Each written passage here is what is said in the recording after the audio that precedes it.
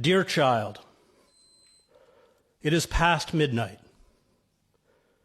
I am flying at hundreds of miles an hour in the darkness, thousands of feet over the Atlantic Ocean. I am traveling to Egypt. I will go to the border of Gaza at Rafah. I go because of you. You have never been in a plane. You have never left Gaza.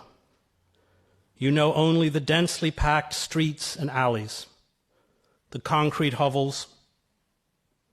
You know only the security barriers and fences patrolled by soldiers that surround Gaza. Planes for you are terrifying.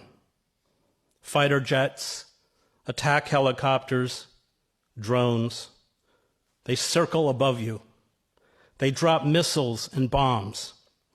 Deafening explosions. The ground shakes. Buildings fall. The dead.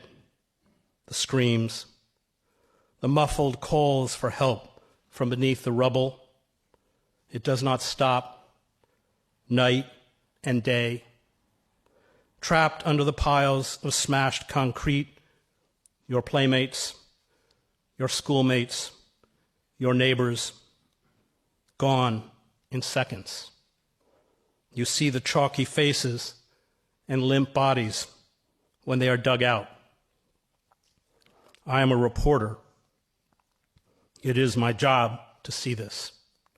You are a child. You should never see this. The stench of death, rotting corpses under the broken concrete. You hold your breath. You cover your mouth with a cloth. You walk faster. Your neighborhood has become a graveyard. All that was familiar is gone. You stare in amazement. You wonder where you are. You are afraid. Explosion after explosion. You cry. You cling to your mother or father. You cover your ears. You see the white light of the missile and wait for the blast. Why do they kill children? What did you do? Why can't anyone protect you? Will you be wounded? Will you lose a leg or an arm? Will you go blind or be in a wheelchair? Why were you born? Was it for something good? Or was it for this? Will you grow up? Will you be happy? What will it be like without your friends? Who will die next? Your mother? Your father? Your brothers and sisters? Someone you know will be injured soon. Someone you know will die soon. At night you lie in the dark on the cold cement floor. The phones are cut. The internet is off. You do not know what is happening. There are flashes of light. There are waves of blast concussions. There are screams. It does not stop. When your father or mother hunts for food or water, you wait. That terrible feeling in your stomach. Will they come back? Will you see them again? Will your tiny home be next? Will the bombs find you? Are these your last moments on earth? You drink salty, dirty water. It makes you very sick. Your stomach hurts. You are hungry. The bakeries are destroyed. There is no bread. You eat one meal a day, pasta, a cucumber. Soon, this will seem like a feast. You do not play with your soccer ball made of rags. You do not fly your kite made from old newspapers. You have seen foreign reporters. We wear flak jackets with the word press written on them. We have helmets. We have cameras. We drive jeeps. We appear after a bombing or a shooting. We sit over a coffee for a long time and talk to the adults. Then we disappear. We do not usually interview children. But I have done interviews when groups of you crowded around us, laughing, pointing, asking us to take your picture. I have been bombed by jets in Gaza. I have been bombed in other wars that happened before you were born.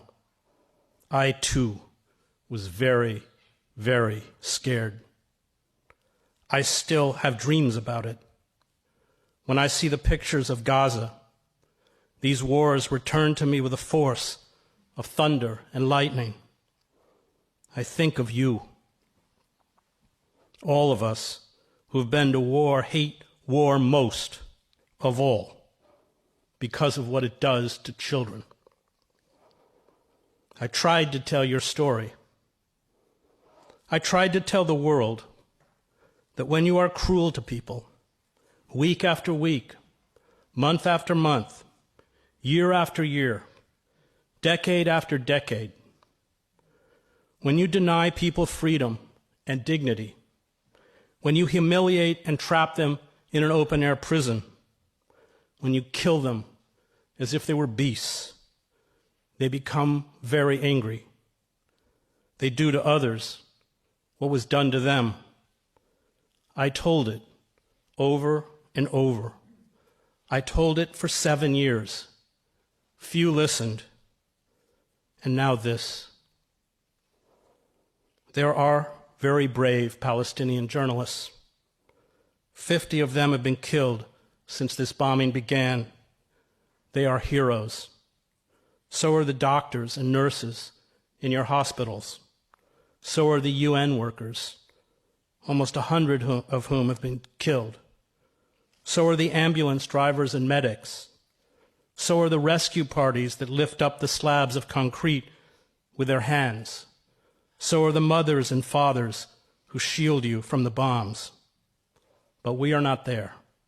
Not this time. We cannot get in. We are locked out. Reporters from all over the world are going to the border crossing at Rafah. We are going because we cannot watch this slaughter and do nothing. We are going because hundreds of people are dying a day, including over 100 children. We are going because this genocide must stop. We are going because we have children, like you, precious, innocent, loved. We are going because we want you to live. I hope one day we will meet. You will be an adult. I will be an old man, although to you I am already very old. In my dream for you, I will find you free and safe and happy. No one will be trying to kill you. You will fly in airplanes filled with people, not bombs. You will not be trapped in a concentration camp. You will see the world. You will grow up and have children. You will become old. You will remember this suffering. But you will know it means you must help others who suffer. This is my hope, my prayer. We have failed you.